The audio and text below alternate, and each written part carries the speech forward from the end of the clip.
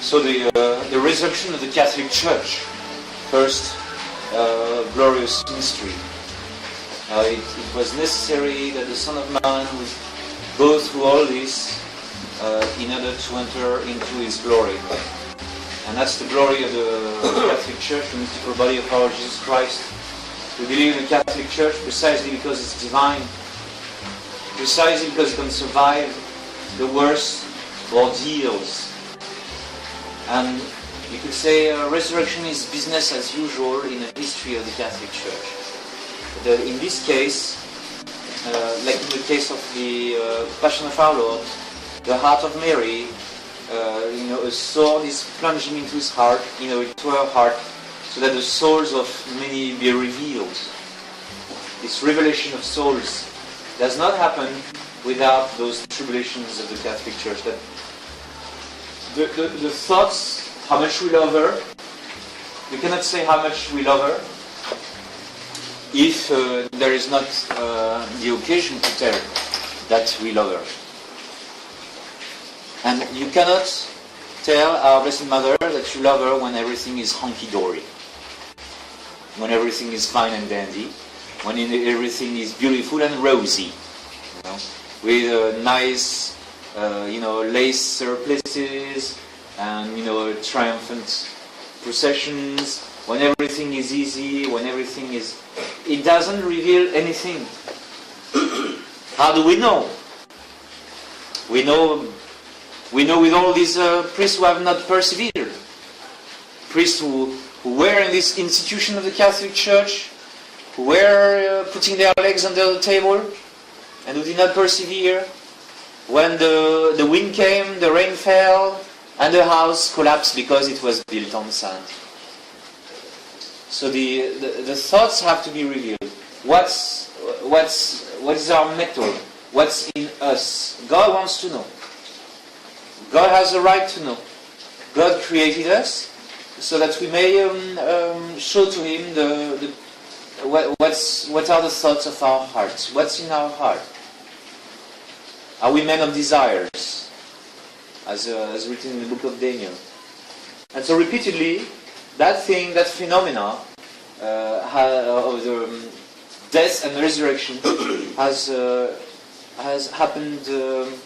Now we're at the end of the 5th age, 5 times over. 5 times over, the Catholic Church has been dying. Because when it was young, when it was very small, its entire hierarchy was beheaded. The whole hierarchy of the Church was put to death. Nero, the pagan of his time, they thought that you got this organization, and it has leaders, and those leaders set up this organization.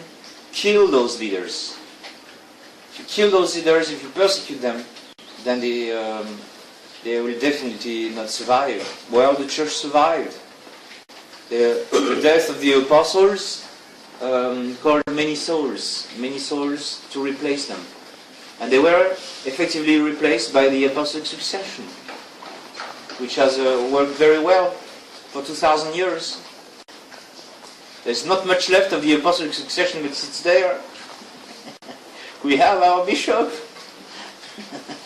We have Bishop Williamson. So we have something. He's 73-year-old. But there is something. After 2,000 years. After 2,000 years of the devil trying to destroy this apostolic succession. So we do have something. But then in the second age, then there was the most violent physical persecution, and which became, under the reign of Diocletian, very systematic. Not only in the Roman Empire, but also the persecution of King Sapor in Persia and other places. Very strong persecution, which was echoed later on by other persecution, the persecution of Islam, the persecutions of the Hindus, the persecution throughout the world. There has been great persecutions. That's the second age of the Church. That persecution also should have finished the Church. There was the issue of the Donatism. There was the great issue of too many Christians lapsing out of cowardice, because it was not always perfect. I mean, the first Christians were not always perfect. That is, many of them also were found to be wanting. Even in the Epistle of the Corinthians, St. Paul says, remember the first one who followed me? I mean, it's the first one who followed. Where are they now? The first one who followed me. With most of them, God has not been well pleased. Most of you Corinthians who followed me at the beginning are gone. They are back in the boonies. And so it was at that time. So that persecution was very, very strong. But that, instead of killing the church, it rejuvenated the church. The church emerged, with the Edict of Milan, very, very strong. So strong that it took just 50 years from this time to the reign of Emperor Theodosius to recognize the Catholic Church as a church at the religion of state, the state religion. It didn't take very long before paganism, in its turn, got forbidden and got obliterated from the face of the Roman Empire and many other nations. That's also a triumph. So, because the devil is not going to go to sleep, another terrible enemy is going to rise against the church, which is the great heresies. Our creed is built around the necessity of fighting heresy. The creed we say at the Mass, the Nicene Creed, refers to dozens of heresies. Not just 12, like the 12 heresies that the symbol of the apostles is rebuting, but the Nicene Creed goes against buckets, truckloads of heresies. And those heresies crept everywhere. They crept especially in the court of the Roman Empire, or of the Roman Emperor. The Emperor at that time was having too much of a say in the nomination of bishop. And that would be a long, protracted fight throughout the Middle Ages for the question of the investiture of bishop. And that fight still goes on, in a way. Because when Archbishop Lefebvre consecrated 4 bishops without papal mandate, he consecrated those 4 bishops without the mandate of the French Republic, which is the one who presents the ternas. It's the French Masonic Republic or the European Masonic Republics that present the names of the terna which Rome is going to mandate for episcopal ordination. So we've got a problem. It's a very ancient problem of the Catholic Church, and then that will bring us to our present situation. Why such a crisis is allowed to happen? Anyways, those heresies spread. The whole world woke up Arian at some stage. So it was a definite, huge attack on the Catholic Church. These great heresies were a sovereign danger. And then the Holy Ghost intervened and sent us great fathers of the Church. And Our Lady crushed all heresies. And it's on the occasion, for instance, of the denial of the divine maternity of Our Lady that the heresy of Nestorius was crushed. People in Alexandria, it's very interesting, they would take that you deny the divinity of Jesus Christ. But for them to deny the divine motherhood of Our Lady, no way. That's very often you see that reaction in the Sacred Heart himself. Do everything to me if you like, I'm capable to forgive. But you do not touch my Blessed Mother. You do not touch her. And then Nestorius was thrown out because he had touched this wonderful dogma of the divine maternity of Our Lady. And the hand of Our Lady enters more and more into history. In the Church of Thyatira, so We saw the church of Ephesus. That's the first one. That's the apostolic age. Then Pergam and Smyrna. That's the third period. And then the church of Thyatira is the highest period of the church. It's this reign of, I'm not a millenarist because there has been a 1,000-year reign of our Lord Jesus Christ. Not just in Western Europe, but in the other Christianities that were in India, the big chunk of Christianity that was in Ethiopia, in Africa. In Africa you had 5,000 bishops. In the 5th century AD, Christianity is so big in Africa that they have 5,000 bishops. Probably they had smaller dioceses. That reminds us that bishops don't necessarily have big dioceses. Maybe it's more effective that way now. Maybe than a huge centralized and infiltrable administration. You had 5,000 bishops at that time. I guess everybody and his sister was a bishop. But again, a great peril for the Catholic Church. So that, Pope Innocent III thought that it was the end of the Catholic Church because of the rottenness of the morals of the clergy. We do not have any idea how bad the situation was at the time of St. Peter Damian, or at the time of what is called the Gregorian Reform. Pope Gregory VII. And what do we call the Gregorian Reform? Those are a few pages in our books of history. What did it mean, the Gregorian Reform? Is that the priests are going to stop to have concubinage. All the priests at the time of Pope Gregory were living in concubinage. There was only a few, like St. Norbert, St. Peter Damian. There were only a few priests who were living in chastity. Now the mass of the people had the faith, like most of the good Filipinos here. They know the clergy is really bad. They know how bad they are. They see how bad they are. One time I was in the ferry, taking the ferry, terminal number 1 in Cebu, the Starcraft. And hi Father, I'm Father so-and-so, and who is she? Well, she's with me. She was me. Alright? And then it's no problem.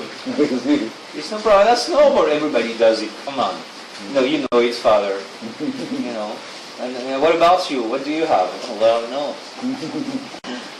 So, it was no shame. And that was the situation of the church at the time of Gregory VII. And that's why Pope Innocent III didn't know what to do. We have also a trace of this corruption of the church in the council of St. Dominic and the papal legates and all the cardinals and everything. At the time of the Cathar crisis, southern France. And they were weeping on the state of, they cannot contain heresy, there's nothing they can do, and nobody is listening to them. And St. Dominic tells them, yeah, well, maybe if you would send away your 40 Rolls Royce and your 2,000 attendants, and then your floating 5-star hotel restaurants that that precede you wherever you go. Maybe if you would stop having these things, maybe people would start to listen to you. And he called them to the apostolic life. He says, no. Dominic, you go. You're a nice, holy fellow. You go ahead of us, but no. There was a serious problem in the Catholic Church. And those were gross heresies. The Manichaean heresy. Those were very gross heresies. Very easy to refute heresies.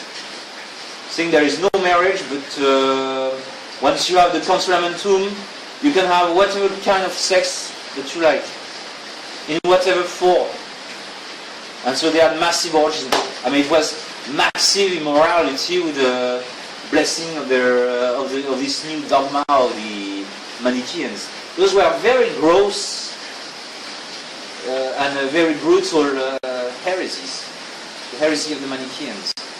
Because people were so, the clergy was so engrossed, and the morals of the clergy were so bad that there was a real danger for the Catholic Church to simply disappear all of a sudden, like some ships, in the Bermuda Triangle.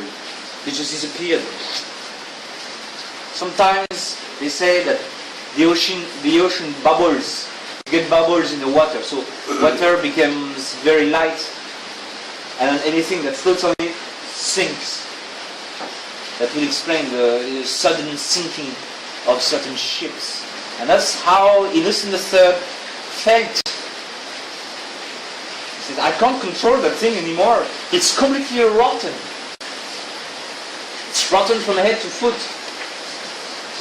And he's after the Gregorian reform. So it took some effort to the Catholic Church to succeed in the Gregorian reform.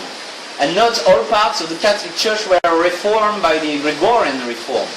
Like I read in Rohrbach the anecdote of a priest and his bishop and his vicar general.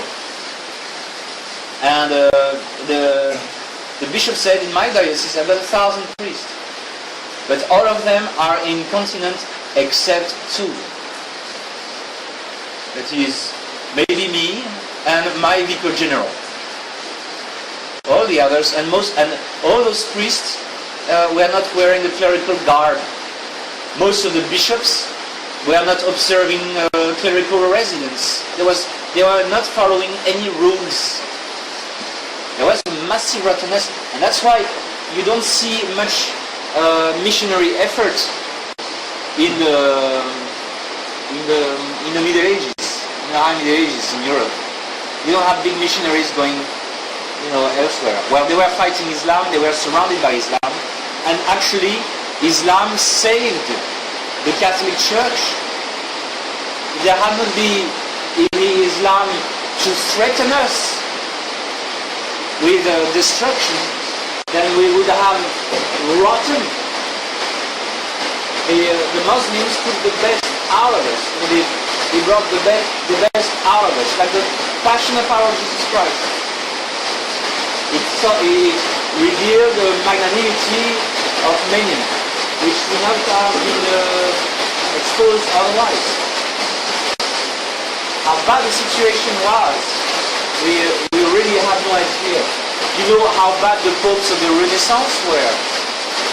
Those were good popes doing their job for the matters of the faith, but Leo X, the one who condemned Martin Luther, he was superstitious, and all he cared for is to have banquets after banquets, and he even watched plays that were ridiculing religion.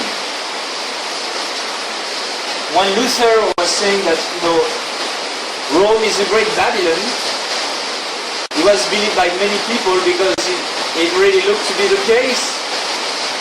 The Pope of the Renaissance were rotten, and some of them did behave when they were Pope, like Julius II. They were very secular. The form of art that they loved was not altogether perfect. Like the Sistine Chapel. The painting of the Sistine Chapel are beautiful, but even I would say they are beautiful even before they put some piece of cloth on the humanity of these figurines. But all these guys, up in the ceiling of the Sistine Chapel, all these guys were naked. And Michelangelo even made a naked crucifix. And nobody said nothing at this time. They were not shocked. When you look at the paintings of that time, people look strangely effeminate. The morals of the clerics were quite rotten, quite bad. But it's when Pope Innocent didn't know what to do. and saw that the church was collapsing, it's then only that St. Francis of Assisi appeared on that very day. It was the coming of St. Francis of Assisi. So there again you see the beauty and the dignity of the Catholic Church. It's proving by its very passion and resurrection, our religion is proving itself to be true. That's why we must not lament exaggerately on the passion of the Catholic Church today. Because again our good God wants to show once again the divinity of the Catholic Church by its passion and resurrection, so that the demonstration is made for all men. All men may see that all men may see the demonstration of the divinity of our Catholic religion. And that's beautiful in a sense. Christ tells Satan to just go ahead. This is your hour, Satan. Here are the keys. These are the keys, Satan. And he dangled the keys. These are the keys of the control board of the Catholic Church. Do you want them for 100 years? And Satan says yes. And he snatches the keys and he runs to the control board, open the control board and start to press all the buttons. And he has all the buttons. The main button being the process of nomination of bishops. Imagine the devil, at least for 200 years, the devil has in his hands the process of nominations of bishops. And it has it today more than ever before. Because in the past, the popes wanted to do their job. And so, in France, they would say the Freemasons, les francs-maçons demandent, la République demande un franc-maçon, le pape demande un saint, et on s'accorde sur un imbécile. So they said that the French Republic proposes to Rome a Freemason. Then Rome proposes a saint. And therefore, they agree on treating on an idiot to make him a bishop. And when you look at some of the French bishops in the 70s, the Cardinal Marty of Paris, they are not the brightest of the bright. They really look stupid. And so that's why we had a very very disappointing bishops. That's why you have such a disappointment in the bishops at the time of the council. That even those who saw the truth had no guts, because for such a long time, the nomination process of bishops in the Catholic Church has been in the hands of our enemies. It's a huge problem. It's a problem that was never resolved entirely. They came to, and it was the problem, for instance, in Portugal with what is called the padroado, or it's the King of Portugal who presents the candidates, and it was the same thing in the empire. But when you have a good Austrian emperor, then it's not all that bad. The bishop that comes out is pretty good. The Spanish bishops under Franco were good. Why? Because Franco proposed them. And that's why and then the Latin American bishops were much better than the European bishops. Why? Because most of the governments in South America were Catholic governments, were truly willing to do the good for the Catholic Church. And Cardinal P and Monsignor Frepel in France were good, excellent bishops, but they slipped through the net of the Freemasons. They were not supposed to. It was an accident why they were nominated as bishops. Also, the reform of the French clergy. The reform of the French clergy. Who knows that the reform of the French clergy in the 17th century was at the hand of one person sitting in the council of the king. and proposing Louis XIII to appoint this and that, to appoint Bossuet, to appoint Fénelon, to appoint all these good bishops, because there is a good Fénelon. There is a good side to him. Later on, he would write liberal books, but there is a good side to him. To replace all those rotten bishops.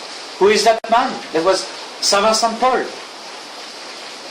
Saint Vincent de Paul is the one who placed all those good bishops. The king allowed, he was the confessor of the queen, and the king listened to him, and he was a saint, and he was listened to for 20 years. For 20 years, he did that, and that allowed France, 1 century too late, to eventually ratify the decrees of the Council of Trent. At last, the French Parliament, because of that, condescended into ratifying the decree of the Council of Trent, which in turn allowed these good bishops to open seminary, to train their clergy, and to request the clergy to follow the rules of canon law. Before that, it was complete anarchy and complete chaos. So it was a miracle. It was a true miracle. How can the church, recover from such a state of corruption? And it was very corrupt. So those historians who describe the defects of the Catholic Church are the accurate ones. But at the same time, if you have to be objective, you must show the great triumphs and the great proof which is made of the divinity of the Catholic Church. And for the Church of Sardis, our time in which the enemies have been allowed to come inside, and the defects of the clergy are not simply moral defects. The behavior of the clergy before Vatican II was more or less under control. More or less. It was under control. Now the slide has taken place again. So most of the Novus Ordo priests, we tried to reach them out, with our, Latin Mass DVD campaign, and then we tried Father, you can ask Father Joe Pfeiffer before the 2012 crisis. What was Father Joe doing? He was seeing hundreds of priests. Every time he went, that's Father Joe, Father Joe. He's a bargeologist. He barges in. So he's the author of the science of bargeology. So today he's barging in Bishop Felley's little garden. But in the past he was barging into the Novus Ordo garden. He was trampling upon the daisies of the dioceses. So the chief bargeologists, which Father Pfeiffer was, met hundreds after hundreds of priests. And his conclusion was, they are all useless. Because their faith has been undermined. But they are not going to return to tradition because there is more obex, their morals are holding them back into the truth. So they will take the DVD, they will say Latin Mass is nice, that's the way it was before, and that's nice, and possibly we will restore the faith with this Mass. But they are not moving because there is a serious moral obex. And that's the conclusion of Father Joe after all his campaigns. Pretty depressing, I must say. As far as I was concerned, I would let Father Joe barge. And I didn't do much on that. But he's got the merit at least. Lord, during the entire night, we have caught nothing. And that's what he did. He didn't catch much. In France, we did this Lettre à nos frères prêtres, which nourished some liberal illusions in some confreres, but still, we try to write to those Novus Ordo priests. So in the 90s, you'd send 12,000 letters because there are 12,000 priests, and in 2010, we send 6,000 letters because there are only 6,000 French priests left. The advantage of that thing is that it's costing less and less money because there are less and less priests. They're all dying. And you would think, for sometimes, in the past in France there was 1,000, 1,400 ordinations a year, and it plummeted down after the council to 100-ish. And now it's plummeting again. And the official figure is crooked in the sense that those priests who are getting ordained are old people, they are permanent deacons who wanted to become priests, or they bring them over from Africa. They give them a French passport and they ordain priests, and that props up a little bit the statistics. You do have plenty of Filipino priests go abroad to fill in the gaps, and that's good money for them. So, yes, like the rector of the seminary in Chennai said, I got 290 seminarians, but I think 3 or 5 of them are here in order to serve the Lord. The other ones, they are there to fill their bellies. What kind of Catholic church is that? And the diocese in France, the diocese of Moulins in France, where you have one bishop, and there are 14 priests altogether, bishop included, and the average age is 70 years old.